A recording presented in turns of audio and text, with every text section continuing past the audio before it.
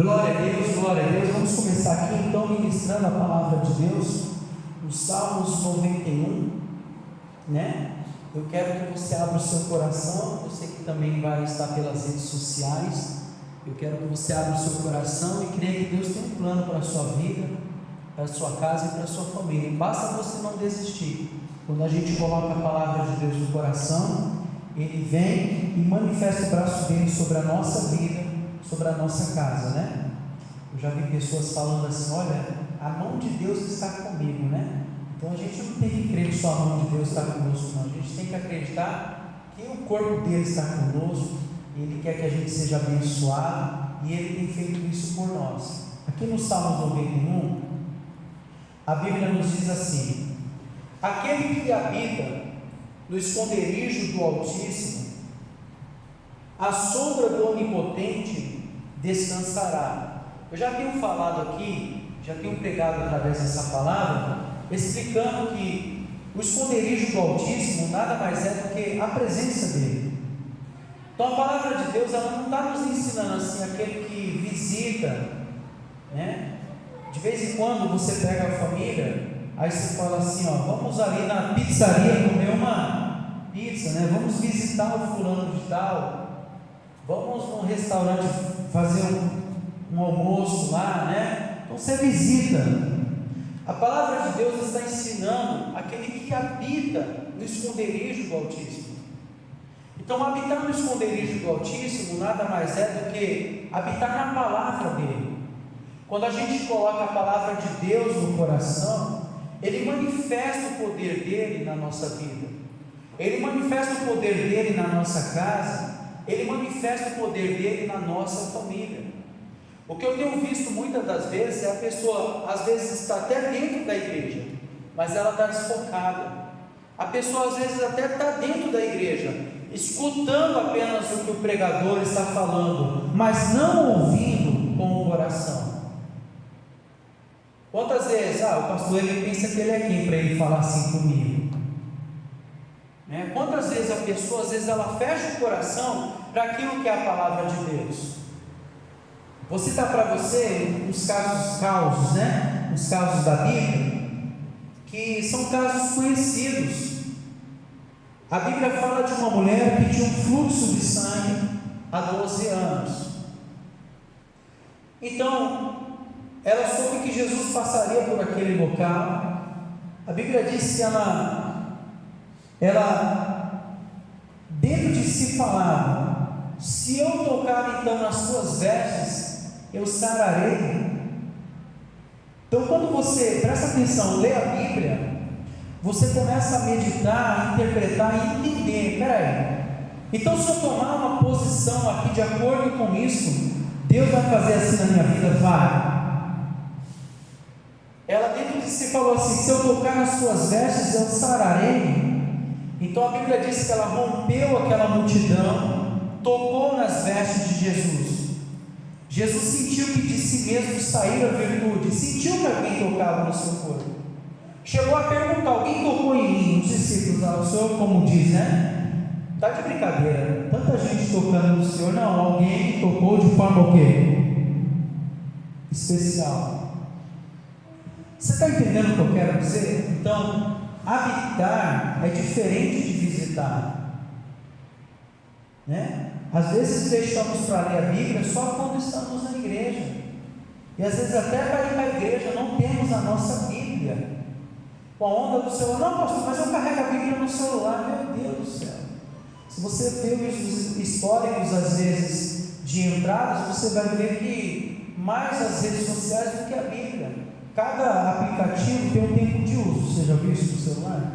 Tempo que o Facebook fica aberto, tempo que o WhatsApp fica aberto, tempo que o YouTube fica aberto, tempo que a Bíblia fica aberta. Quanto tempo será que nós passamos lendo a Bíblia? Então a gente tem que aprender a habitar nesse esconderijo. Quando a gente colocar no coração de habitar no esconderijo, aí Ele vai nos dar uma sombra de refrigério. Então essa mulher, ela passou a habitar no esconderijo. Tem um outro caso também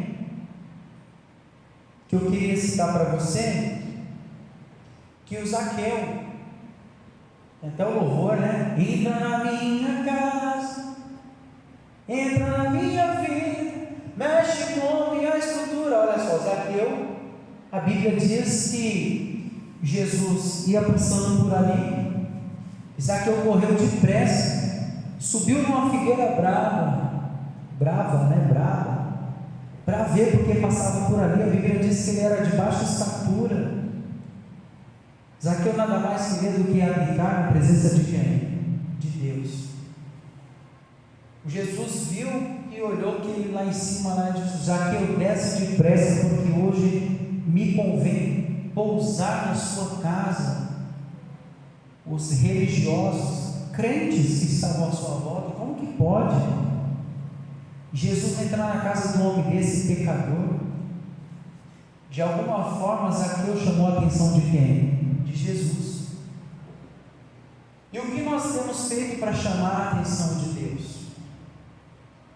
O Salmos 91 é um Salmos muito poderoso, mas quando aplicado ao nosso coração.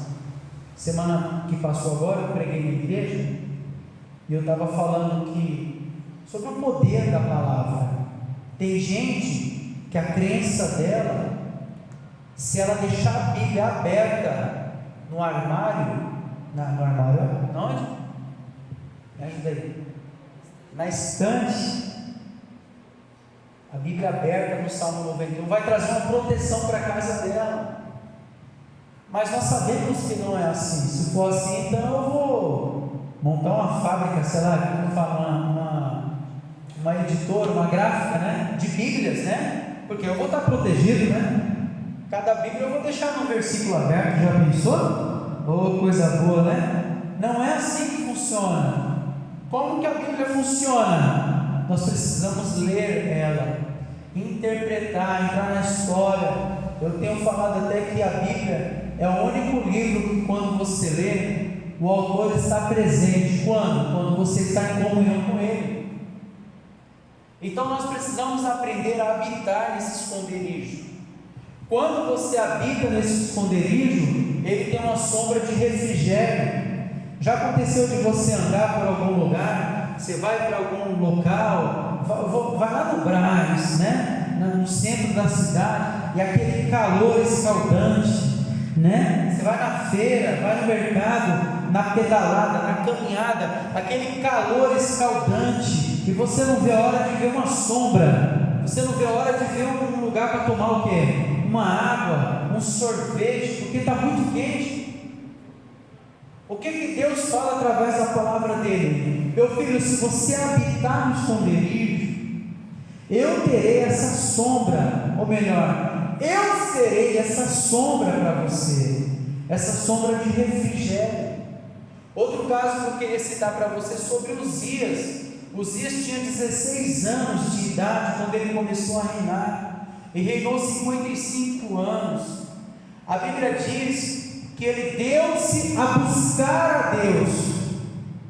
Nos dias de Zacarias, sábio nas visões de Deus, e nos dias em que buscou o Senhor, Deus o fez prosperar. Eu estou citando alguns pontos da Bíblia para você entender que quando você e eu, quando nós habitamos na presença de Deus, Ele vem com essa sombra sobre a nossa vida, Ele atua na nossa saúde, Ele atua como fez na mulher do fluxo de sangue, Ele atua nas nossas finanças, como fez na vida de Uzias, Ele atua até na salvação da nossa família, como Ele fez na vida de Zaqueu. Então o que eu preciso fazer, pastor? Habite no esconderijo do Altíssimo, né? A Bíblia diz aqui: aquele que habita no esconderijo do Altíssimo, a sombra do Onipotente descansará. O pau está comendo lá fora, mas você está com o seu coração descansado. As situações estão ocorrendo à sua volta, mas você está com o seu coração descansado, porque você habita na presença de Deus. Às vezes, até uma perda que você está tendo hoje, pode ser um ganho muito maior lá na onde? Lá na frente. Mas por quê? Porque você está habitando na presença de Deus, porque você está habitando no esconderijo do Altíssimo. Quando você habita no esconderijo do Altíssimo, você tem uma sombra de refrigério sobre a sua vida, sobre a sua casa, sobre a sua família. A Bíblia também diz no Salmo 91, o versículo 2 agora, nós lemos o versículo 1, vamos para o verso 2.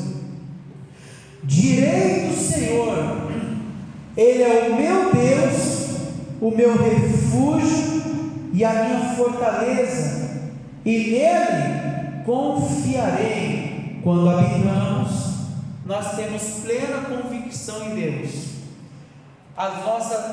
Os nossos lábios, presta atenção, os nossos lábios, eles se encherá, presta atenção, os nossos lábios se encherão, presta atenção, os nossos lábios se encherão de alegria. Direi do Senhor, você vai poder dizer: olha, o meu Deus, Ele fez isso por mim, o meu Deus, Ele agiu assim, o meu Deus, Ele se fez sombra na minha vida. Direi do Senhor, Ele é o meu Deus, o meu refúgio e a minha fortaleza. Você vai poder abrir os seus lábios e dizer: não, Ele é meu Deus, Ele está cuidando dessa situação. Ah, mas você não vai fazer nada? Eu lembro de um testemunho de uma irmã que ela perdeu tudo, porque perdeu algumas coisas da casa dela, porque deu uma enchente, a enchente estragou os móveis, e foi numa semana, num dia, no outro dia tinha um culto, e ela foi para o culto e largou a casa das vizinhas. Tudo: ah, mas você vai para a igreja? Você vai para a igreja fazer o quê? Eu vou buscar o meu Deus, porque é o meu Deus que vai me devolver e vai me abençoar com tudo que eu perdi. Então poucas pessoas entendem a fé de outras pessoas. Quando você tem uma fé em Deus, nada te impede de você buscar Deus. Quando você tem uma fé em Deus, nada impede que você busque a presença de Deus. Você, porque está habitando no esconderijo do Altíssimo, você vai encher os seus lábios: não, o meu Deus, Ele é o meu refúgio. Mas você não vai fazer nada, não. Meu Deus é o meu refúgio, o meu Deus, Ele é a minha fortaleza. E aí a Bíblia também conclui dizendo: nele confiarei. Em Deus você aprende a ter total confiança, sabe? A ponto de você olhar para a situação, olhar para aquela situação, para aquele problema, para aquela dificuldade e falar assim: não, o meu Deus, em nome de Jesus, Ele está cuidando dessa situação. O meu Deus, em nome de Jesus, Ele está cuidando dessa situação. Ah, mas você não vai fazer nada. Não, não preciso fazer nada. Eu só preciso aprender a confiar em quem? Em Deus. E como é que você confia em Deus? Somente habitando no esconderijo do Altíssimo, somente estando na presença de Deus, somente estando na presença do Altíssimo.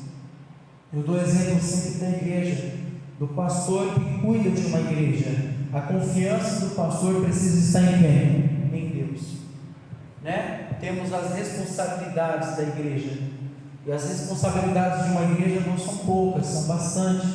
E cada dia que você dá um passo para a obra de Deus crescer, as responsabilidades financeiras também o quê? Aumentam.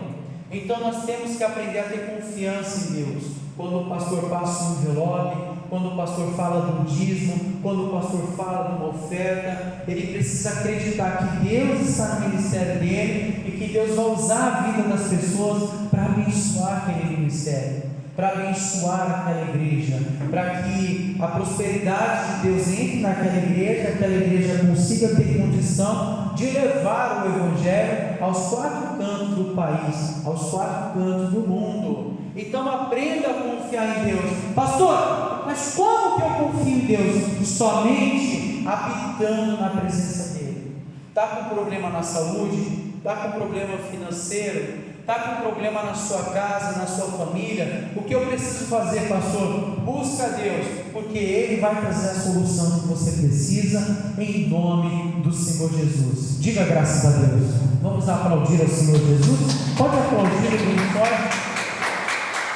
Deus seja louvado. Eu quero só encerrar, que eu estou gravando aqui também, falar a você que a nossa igreja agora também, graças a Deus, nós conseguimos, adquirir, o CNPJ da igreja. Nós conseguimos, agora a igreja está legalizada, e também os dízimos, as ofertas, as contribuições através do Pix ou depósito, pode ser feito também através do CNPJ da igreja.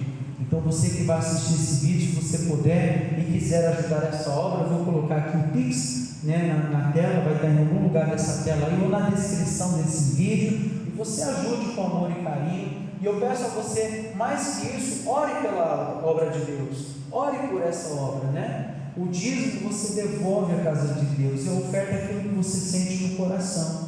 Se você puder ajudar com uma oferta, então que Deus abençoe sua vida, você que está pela rede social, porque a obra de Deus, ela necessita da ajuda, e a obra de Deus, ela